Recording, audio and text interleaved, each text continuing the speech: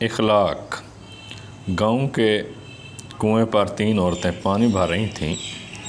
ایک عورت کا بیٹا وہاں سے گزرا۔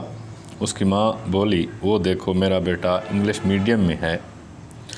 تھوڑی دیر بعد دوسری عورت کا لڑکا گزرا۔ اس کی ماں بولی، وہ دیکھو میرا بیٹا CBSE میں ہے۔ تیسری عورت کا بیٹا وہاں سے گزرا۔ دوسرے بیٹوں کی طرح اس نے بھی اپنی ماں کو دیکھا اور ماں کے پاس آیا، پانی سے بھرا گھڑا اٹھا کر اس کے اپنے کندھے پر رکھا، دوسرے ہاتھ سے بھری ہوئی بالٹی اٹھائی اور ماں سے بولا، چل ماں گھر چل۔ اس کی ماں بولی، یہ میرا بیٹا مدرسے میں پڑھتا ہے۔ اس کی ماں کے چہرے کی خوشی دیکھ کر باقی دونوں عورتوں کی نظریں جھک گئیں۔